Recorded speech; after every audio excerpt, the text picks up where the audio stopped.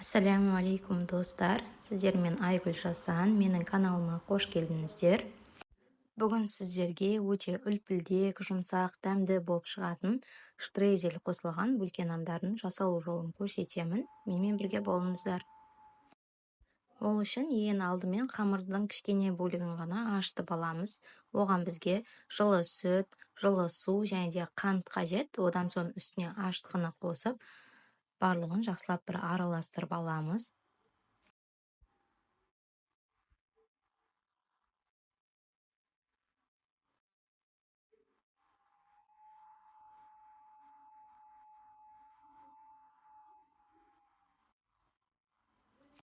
Осы кезде ашытқымыз реакцияға түсіп, кішкене көпіршіктер пайда болады, яғни қамырымыз ашиды. Одан кейін үстіне қалған ингредиенттерді қосып, қамырымызды илейтін боламыз. Видеода көріп тұрғандарыңыздай ашытқымыз көпіршіктеніп дайын болды. Осыны бір араластырып аламыз да, одан соң қалған ингредиенттерді қосатын боламыз. Ерітілген сары майымызды бір жұмыртқаны қосып, бір араластырып аламыз. Одан соң керегінше ұнды қосамыз. Ұн шамамен 400-440 грамм арасындағы ұнды қосамыз, яғни жұмсақ қамыр илейміз.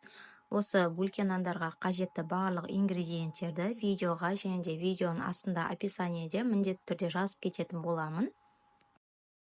Өте қатты да емес, қолға қатты жабыспайтындай орташа қамыр илейтін боламыз. Қамырды илеп болғаннан кейін қайтадан бетін жауып, жылы жерге көтерілгенше қоямыз.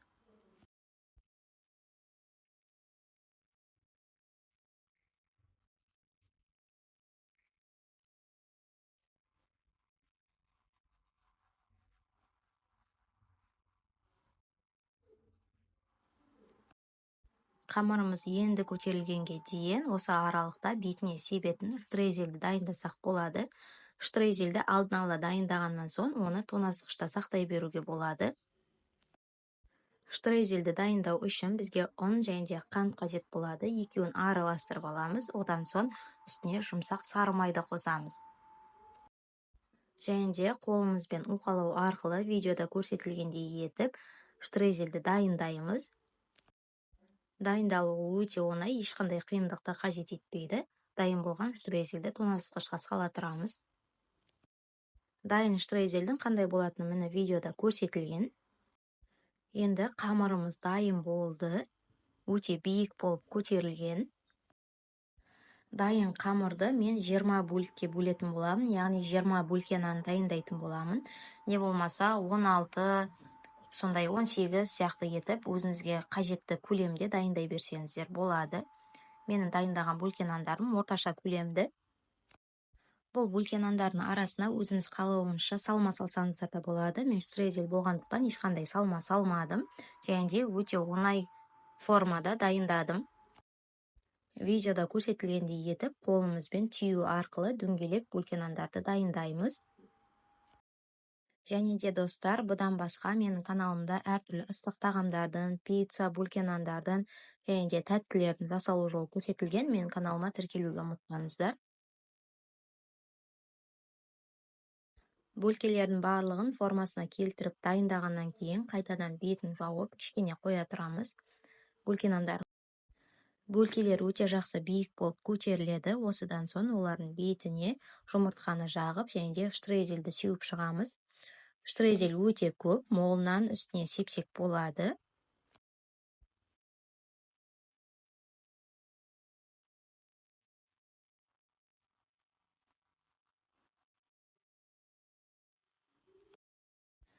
Бөлкелер өте жұмсақ, үлпілдек, дәмді болып шығады.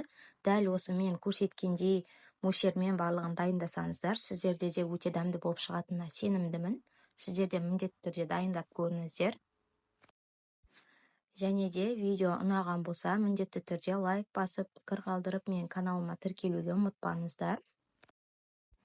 Сол кезде мен салған видеоларым ең алғашқы болып сіздерге көрінетін болады.